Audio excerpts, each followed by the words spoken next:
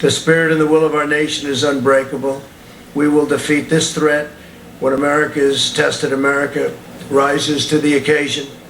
And to those families and citizens who are worried and concerned for themselves and their loved ones, I want you to know that your federal government will unleash every authority, resource, and tool at its disposal to safeguard the lives and health of our people. So we're with you every step of the way. No nation is more prepared or more equipped to face down this crisis. As you know, we are rated #1 in the world. We're also helping other nations. Many other nations, we're helping them a lot. And they're doing okay in some cases. In some cases, they're not doing well at all. But we're working with a lot of groups of people and a lot of other nations. With faith and heart and hope and love and determination, we will succeed, we will prevail, we will be very, very successful, and we'll learn for the future. Thank you all very much. If you have any questions, we can take some. Go ahead, John, please. How are you doing, sir? And if you'd like to ask some of the folks up here, would be fine, please. Mr. President, where are you with the House bill? Yesterday we talked to you in the Oval Office. You were opposed to it. What has happened since then, and what's the holdup on that? Well, we just don't think they're giving enough. We don't think the Democrats are giving enough. We're negotiating. We thought we had something, but all of a sudden they didn't agree to certain things that they agreed to. So we could have something, but we don't think they're giving enough. They're not doing what's right for the country. And if I could ask Dr. Fauci? Go ahead, please. Thank you, Mr. President. You just mentioned waiving interest for student loans. Yeah. You talked about buying oil from the SPR or adding to the SPR. What other specific targeted measures is your administration thinking about taking? The Treasury Secretary, Steve Mnuchin, said today that you're just in the second inning of things that you might be undergoing. That's true, and we're looking at many different things, as you know. You know, some of them have been written about very widely, but we're going to be releasing a paper in about 2 hours stating quite a few other steps, very important ones. Please, go ahead. What, sir, if you wouldn't mind? Please, go ahead. Thank you so much, Mr. President. I want to know if you are in contact with the Brazilian President Bolsonaro after a member of his delegation who was with you Saturday was tested positive. And also, I want to ask another question, if you let me. Senators Lindsey Graham and also Senator Rick Scott are self-isolating. Are you planning to take any kind of precautionary measure to protect you and also your staff who was there? No, with him? We have no symptoms whatsoever, and we had a great meeting with the president of Brazil, Bolsonaro. Great guy, very tremendous. He's doing a fantastic job for Brazil, and as you know, he tested negative, meaning nothing wrong this morning, and we got that word too, because we did have dinner with him. We were sitting next to each other for a long period of time. But are you in contact with him over the coronavirus crisis? We're talking about it country to country, but we did discuss if he had a problem. It was reported that he may have it, and he doesn't, fortunately. So much, Mr. President. Dr. Fauci said earlier this week that the lag in testing was, in fact, a failing. Do you take responsibility for that? And when can you guarantee that every single American who needs a test will be able to have a test? What's the date of that? Yeah, no, I don't take responsibility at all, because we were given a set of circumstances, and we were given rules, regulations, and specifications from a different time. Wasn't meant for this kind of an event with the kind of numbers that we're talking about. And what we've done is redesigned it very quickly with the help of the people behind me, and we're now in very, very strong shape. I think we'll be announcing, as I said, Sunday night, and this will start very quickly, and we'll have the ability to do in the millions over a very, very quick period of time. So no, and what we have done, and we are going to be leaving a very indelible print for the future in case something like this happens again. But it was and that's not the fault of anybody, and frankly, the old system worked very well for smaller numbers, much smaller numbers, but not for these kind of numbers. Tony, maybe you'd like to say something? Will you have, Tony, yes, first. please, by Sunday night, will every American be able to get a test? So just to reiterate what I said to many of you multiple times, it's a distance of a system. The system was not designed for what it was designed for. It worked very well. CDC designed a good system. If you want to get the kind of blanket testing and availability that anybody can get it, or you could even do surveillance to find out what the penetrance is. You have to embrace the private sector. And this is exactly what you're seeing, because you can't do it without it. So when I said that, I meant the system was not designed for what we need. Now, looking forward, the system will take care of it. Mr. President, And with respect, interestingly, if you go back, please, if you go back to the swine flu, it was nothing like this. They didn't do testing like this, and actually they lost approximately 14,000 people, and they didn't do the testing. They started thinking about testing when it was far too late. What we've done, and one of the reasons I think people are respecting what we've done it very early. We've gotten it very early, and we've also kept a lot of people out. Mr. President, yes, the please, go last ahead. administration Please. said that they had tested 1 million people at this point. You've been Well, ask them how they did with the swine flu. It was a But disaster. with respect, you've been Next, president please. for 3 years. Next, and please. Wuhan was suffering. They had a very big failure with swine flu, a very big failure. President, I want to ask you about the European travel ban that goes into effect at Yeah. midnight tonight and the exemption that you've offered to the UK. There are 17 countries that are in the so-called Schengen zone that have fewer coronavirus cases than the UK. And just in the past 24 hours, the UK has added 208 coronavirus cases to their total. Why do they, Mr. President, deserve an exemption?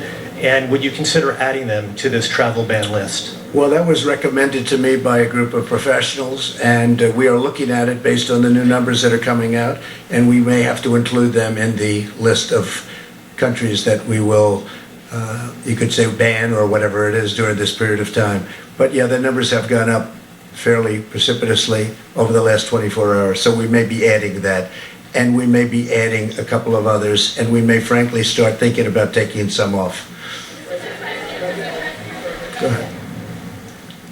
Thank you, Mr. President. I'm a correspondent with Hong Kong Phoenix TV. You have mentioned that the number in China has been decreasing. China has made tremendous progress in the past weeks. True. I'm wondering how much confidence does this give you to control the virus in the United States? And do you see the data China has been sharing with the United States has been helpful? I think it has been helpful. We've been working very much with China. I've spoken, as you know, with President Xi. They went through hell, and their numbers are starting to look very good. They're really looking very good. We're very happy about that. We are sharing data, yes. In fact, we're sharing quite a bit of data, including the fact that some of our pharmaceutical companies are working over there right now with large groups of people. Yeah, go ahead, please. Thank you, Mr. President. You spoke with Canadian Prime Minister Trudeau yesterday. Yes. Did you discuss the potential closing of the border between Canada and the U.S.? And by extension, are you considering ways to salvage the $2 billion daily trade between the two countries? So we didn't discuss the border. We've had a very good relationship, just about finished with the USMCA, as you know. He called me to tell me that. I think that was the primary reason for the call. At the time, his wife had not been diagnosed, and she's a lovely lady, wonderful lady, great lady. And since then, I've read that the result was that she has it. And I was a little surprised. I think he was surprised also. We did discuss it prior to. She's going to be fine, but he thought that she would not most likely have the virus. Unfortunately, she does. But we didn't discuss the border yesterday, no. Go ahead, please. If you have any questions for these great geniuses up here, you should, even a business question related to what we're talking about. Mr. President, Ross Palumbo from ABC News Miami. As a relatively new Floridian, what is your message today to the cruise line industry and the travel industry that Florida depends upon? And since Senator Rick Scott and Miami-Dade Mayor Carlos Menendez have the same exposure as you and they are self-isolating, what's your message to them that they shouldn't be? Well, I don't know that I had exposure, but I don't have any of the symptoms, and we do have a White House doctor, and I should say many White House doctors, frankly, and I asked them that same question, and they said, you don't have any symptoms whatsoever. And we don't want people without symptoms to go and do the test. The test is not insignificant. As far as the cruise line business, we're with them all the way. It's a great business. It's a great U.S. business, frankly. and I know how important they are to the country. That includes airlines, but the cruise line business obviously was hit very hard. We had a tremendous success out in Oakland where we moved it. Vice President Pence did a fantastic job with that. We worked with UK, we worked with Canada. They took their people back in Canada. It was approximately 600 people. UK likewise took a large number of people back to the United Kingdom. And we have people quarantined. It was a big operation and it worked out really, you don't hear about it anymore. It worked out really well. Mike, you may even want to say something about that because that was really done properly. Well, thank you, Mr. President. And that program with the Grand Princess, the ship, is continuing to be administered in the highest standards, orderly way as the President directed. And Americans that needed treatment have received them. I spoke to the governor of Iowa today, and some of those who now have been cleared are able, in proper supervision, to be returning to Iowa. They're making arrangements for them to do that. Others in Texas, others in Georgia. Again, it's another example of the extraordinary cooperation. Governor Abbott, Governor Gavin Newsom, Governor Brian Kemp of Georgia. But to add to that, the President directed me last Saturday to travel down to Miami. We met with all the leaders of the cruise line industry. Several cruise lines have announced a 60-day pause in operations. Our Department of Homeland Security has praised them for doing that because of the unique health challenges, particularly presented to seniors with underlying conditions. We have a proposal from the cruise line industry, but they're currently considering what other steps that they might take, perhaps even similar to what those other lines have taken.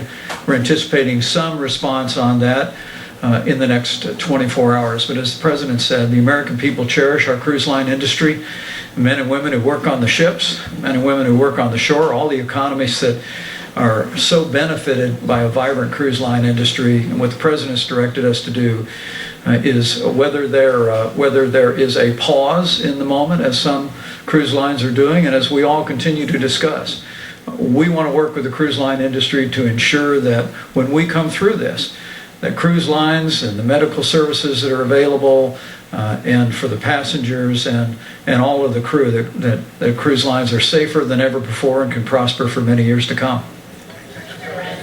Go ahead, please. This question is for Doctors Fauci and Birx. Dr. Fauci, based on what you currently know, what is the trajectory for when this outbreak will peak? How long will the American people have to remain on this emergency footing? And for Dr. Birx, as the administration tries to get its arms around this test kit shortage issue, the next glaring need could be respirators and related hospital equipment. So what is the administration doing right now to ramp up production of respirators and that kind of equipment should this outbreak persist? So when you have an outbreak like this, particularly if you're trying to interfere with it, it's really impossible to predict the time element of when it's going to peak and when it's naturally going to go down. So if you look at the situation where countries really did not get to the point of trying to contain and mitigate very well, you see a peak over several weeks and then down again over other several weeks. What we're trying to do with the efforts that we're doing is to blunt that peak.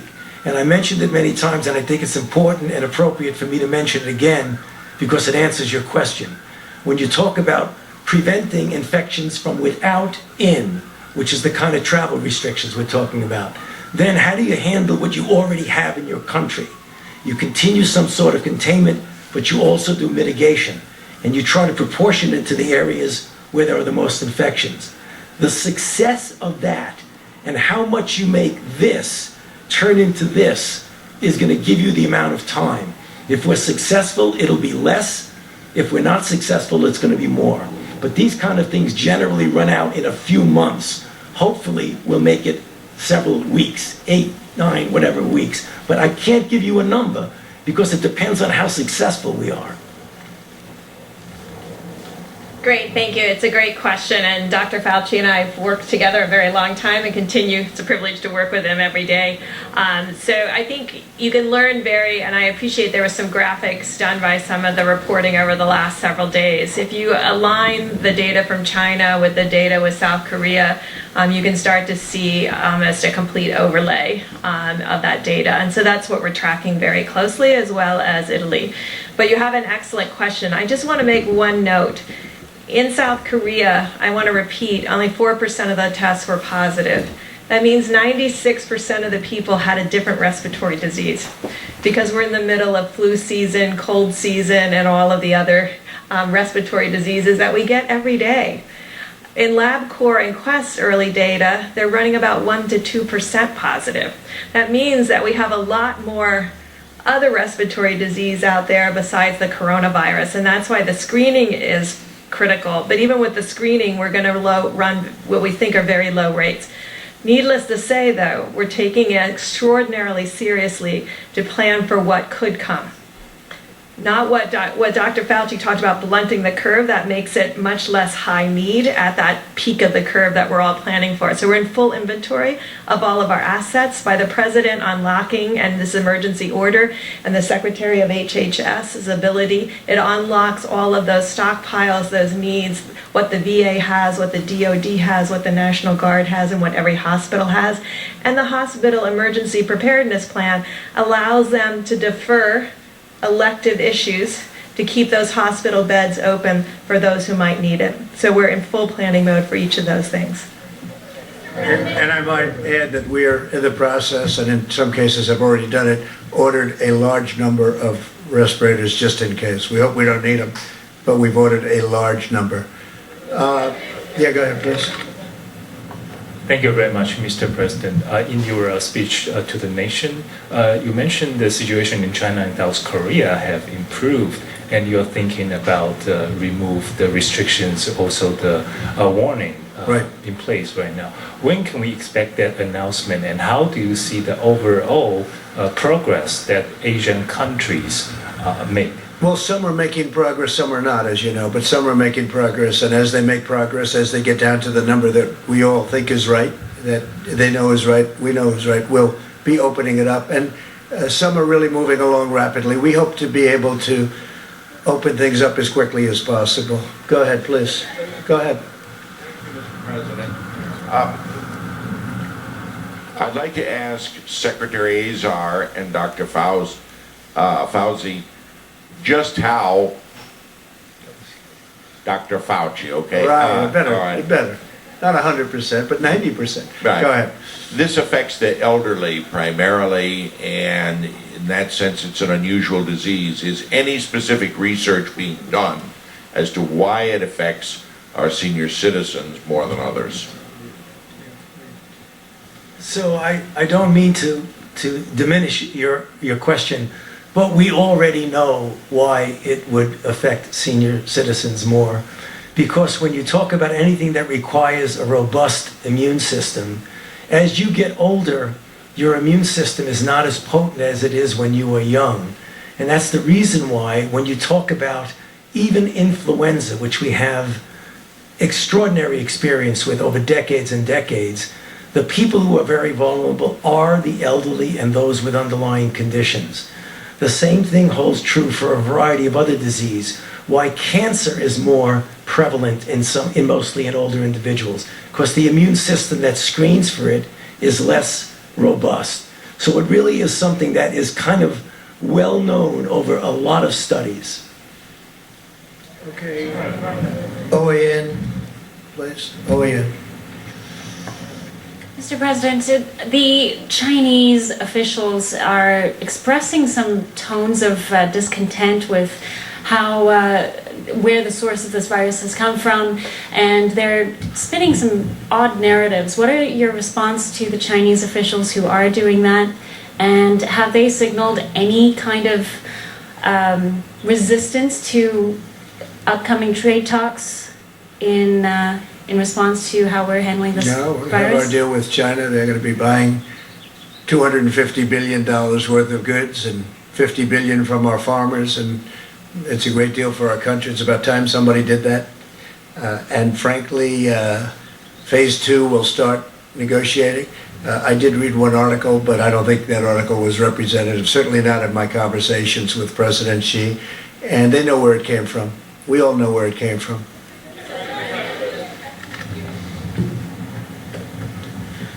Thank you, Mr. President. Yamiche Alcindor from PBS Yes. NewsHour.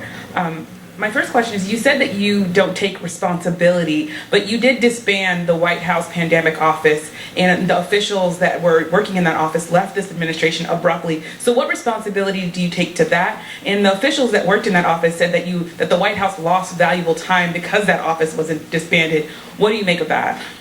Well, I just think it's a nasty question, because what we've done is, and Tony has said numerous times that we've saved thousands of lives because of the quick closing. And when you say me, I didn't do it. We have a group of people. I could ask perhaps my administration, but I could perhaps ask Tony about that, because I don't know anything about it. I mean, you say we did that. I don't know anything about it. You don't know about the reorganization that happened at the National It's the Security administration. Council. Perhaps they do that. You know, people let people go. You used to be with a different newspaper than you are now. You know, things like that happen. But this was an Please go ahead. We're doing a great job. Let me tell you, these professionals behind me and these great, incredible doctors and business people, the best in the world, and I can say that, whether it's retailers or labs or anything you want to say, these are the best in the world. We're doing a great job. And we have 40 people right now, 40. Compare that with other countries that have many, many times that amount. And one of the reasons we have 40 and others have, and again, that number's going up, just so you understand. And a number of cases, which are very small, relatively speaking, it's going up. But we've done a great job because we acted quickly, we acted early. And there's nothing we could have done that was better than closing our borders to highly infected areas. Please go ahead. Thank you, Mr. President. Vanessa Yatlich for NTN24 for all Latin American countries, Yes, sure. and also for Spain, La Razón, and Antena 3. I would like to ask you two very brief questions. One, for how long we're going to have the emergency, the national emergency? I hope not long, but it's there now, and it gives tremendous powers for things that we need. Tremendous power, actually. And the Stafford Act and various other things that we're involved with and have studied and memorized in so many different ways and forms. It gives the kind of power that we need to get rid of this virus. And we're going to do it very quickly. And I hope we won't need it very long, but whatever it takes. So for now, we still don't know for how long. And something very important I wanted to ask you is like, how do you really think it's essential coordinating with other countries and learning from the lessons that they already suffer, the same situation countries, of course, like China and South Korea, but now recently Italy and Spain. Well, and Italy's how is that coordination done? Thank you so much, Mr. We're in touch with Italy, and it's a country that we love. We have tremendous millions and millions of people, origins from Italy, and we're working with them. They're in they're in probably, relatively speaking, the toughest position of all. We're in touch with everybody. We're in touch with, when I say everybody, we're in touch with many of the countries that you know about, that you're writing about, and they're calling us asking for advice. They're asking for the advice of the people behind me. Italy's got a tough situation, but they have really clamped down. I think they're going to see some very good results. It's tough what they did. They really took their medicine, but they're going to see some much better results. Yes. Thank you, sir. With regard to domestic travel, should Americans feel safe, or should Americans at all be traveling to states such as Washington State, New York, and other hotspots within this country? And a follow-up on Brazil. You're asking people who come back from Europe, Americans who are coming back from Europe, to self-quarantine for a couple weeks. You were in a picture with somebody who now has coronavirus from Brazil at Mar-a-Lago. How is that different?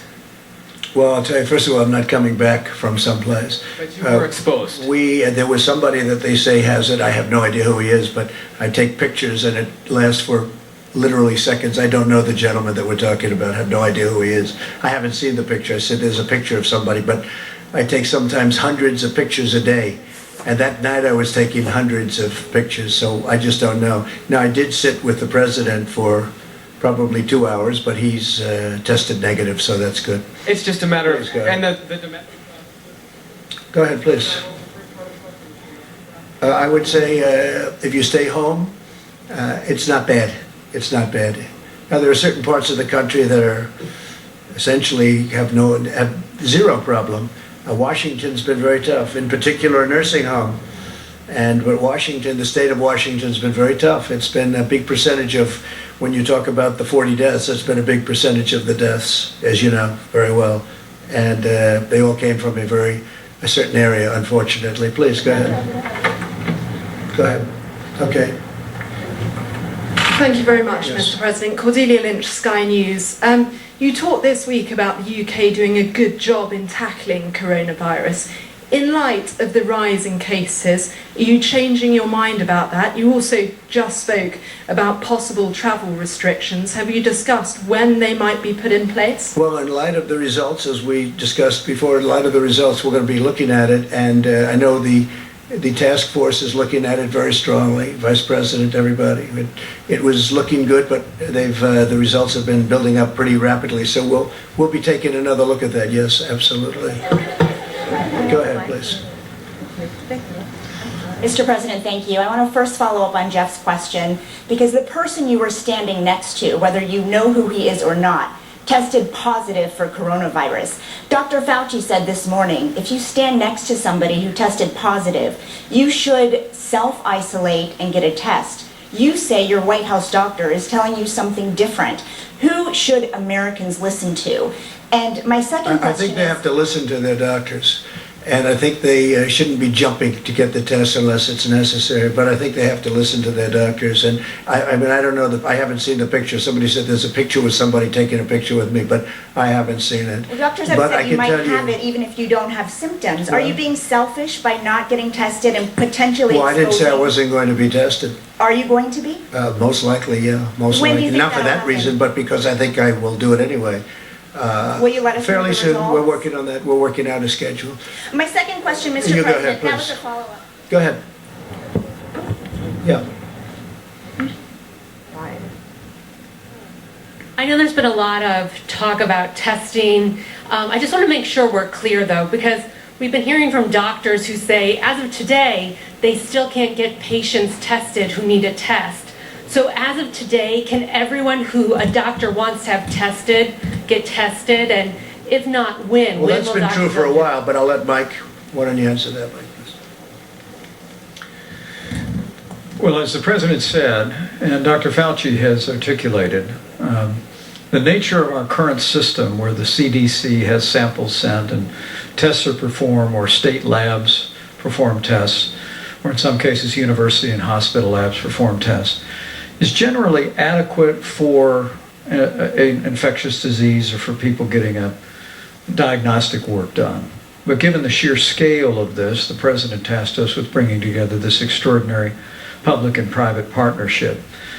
Today, by some estimates, when you add all the labs together, and today the President made it possible for every state in the country and their state labs